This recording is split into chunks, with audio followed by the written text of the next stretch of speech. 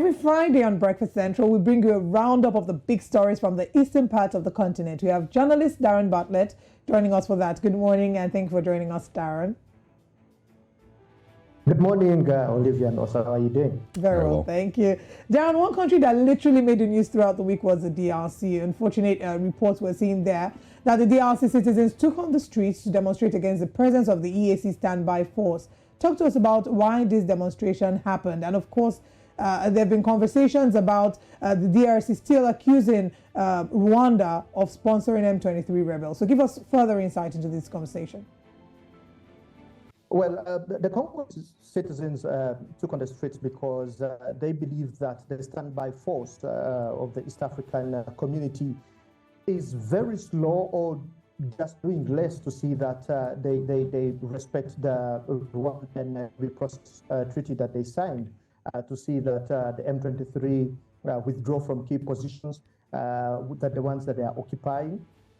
But again, they believe that they are just, in their words, touring and taking selfies with the M23. So they feel like they need to either go on the front line and face the M23 directly rather than just doing what they are referring to as touring and being slow on their mandate.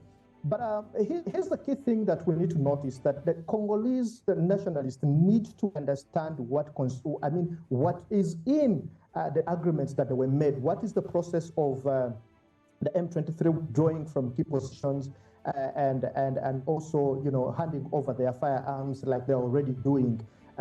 It's not supposed to be a confrontational way unless the M23 had refused. So the approach of the East African community forces was to, whereas they are protecting the people from, the killings that were going on at the other time and the advances of the M23, there is also the aspect of dialogue. So we told, the approach is we have dialogue as we protect the people of DRC, which the people of DRC feel like that shouldn't be the approach. We've lost enough lives. We've lost a lot of, wealth, minerals.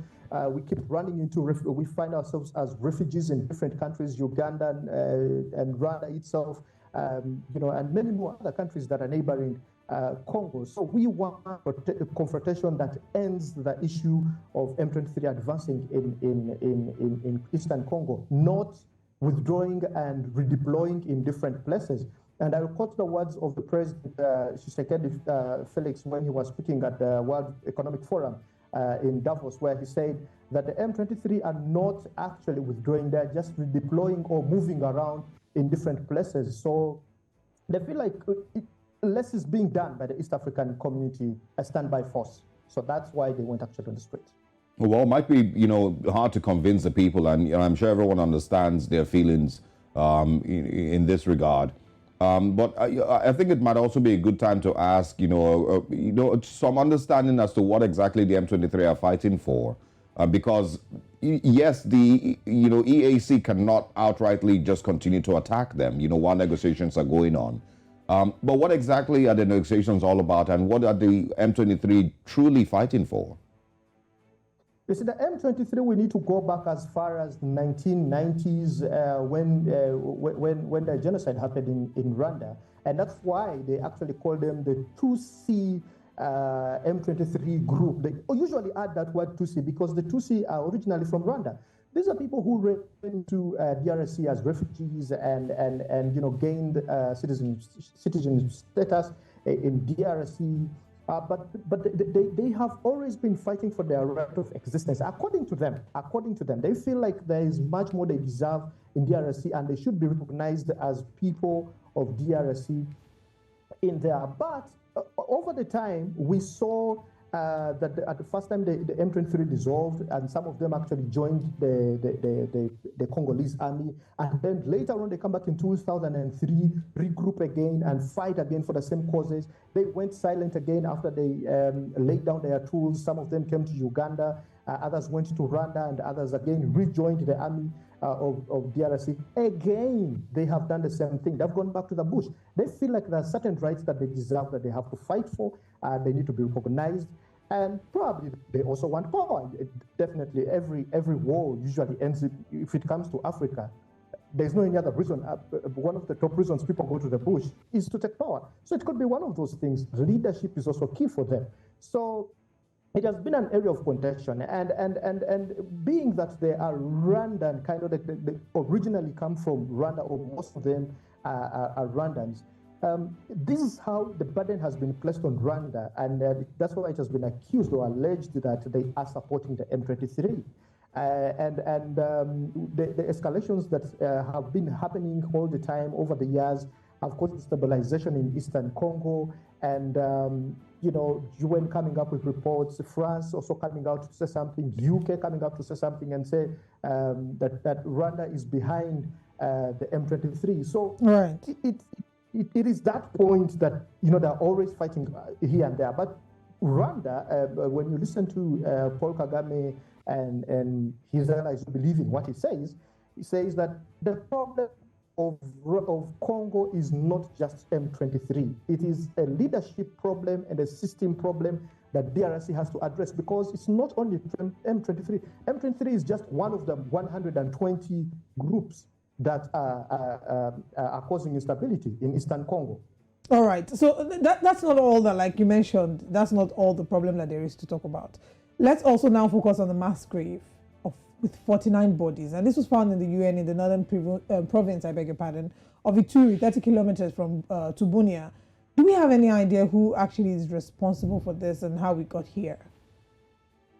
Now, when you look at the area of Ituri, it has been majorly a hub of one of the 120 rebel groups, which is called the Codeco. And UN believes that the Codeco has been responsible for the killings or the mass graves that they found in Ituri. And it's not only the 42 bodies that you see, but there's also another that was discovered with 7 bodies. And it has been a growing issue. If you look 5 years ago, in 2018, they found 38 mass graves in Kasai region. And those ones were, the people were responsible for those was an unarmed group called Insapu. So there's just quite a lot that is happening, and UN believes that there is more to be discovered as mass graves in that region. All right. What would your advice be, to these leaders, to the leaders of Uganda and DRC and Rwanda? And of course, we know that Uhuru Kenyatta is also one of the leaders in the peace deals, trying to, create some level of peace in East Africa. But what would you advise these, particular 3 presidents, if we're going to have the eastern part of the continent move forward? I think Congo needs to realize that it's time for them to come out of the times of war and embrace the East African community standby force, which are going to, because the East African community standby force has experience in these things. Uganda has fought wars since the 1960s.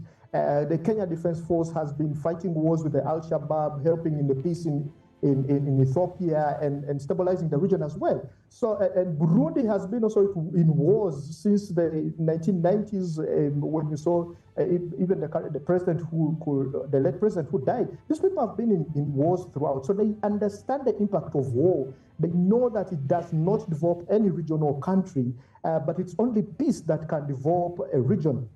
So I think Tshisekedi has to embrace the idea of support from the East African community forces and stop, in my view, not condemn them or trying to accuse or allege that the East African community is not doing nothing. That statement that he made in the world at the World Economic Forum, saying that Rwanda does not support development and the East African standby force is not actually progressing much more than they expected them to progress. That the others, the forces is just letting the M23 redeploy in different places rather than actually withdraw and stop them. He needs to understand that the way you approach such issues is just not confrontation, because confrontation then removes the idea of dialogue and peace, and then you never know what happens. These guys could disappear like they disbanded in 2003 and then regroup again because they believe that no one is listening to them. So he has to understand that this group needs to be listened to, and the other 120 groups need to be listened to. What is the problem? How do we solve this? How do we then bring them into government if they actually want to join forces? These things have happened in Uganda, whereas President Yoweri Museveni took power in 1986, he was not the only rebel group at that time. We had a number of them that were ongoing, including the LRA leader, Joseph Kony, and others that were so many there. But when President Museveni took over power, he got the other, groups that were also fighting for the same cause and incorporated them in the army, which even had some of the RPF soldiers of Rwanda. But you see, that should be the approach, that you have M23 that is destabilizing the region, you have Kodeko, you have Nsapu, and other many different rebel groups. How about talking to them, listen to them, because even the DRC force is actually thin on ground. It's not that big like the country is.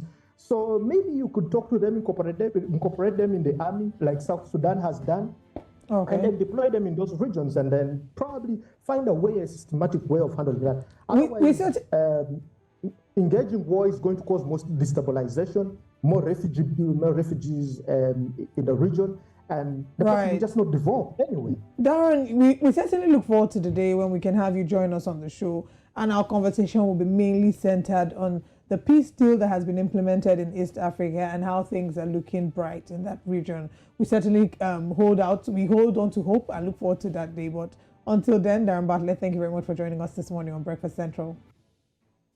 Enjoy your day. Enjoy your weekend.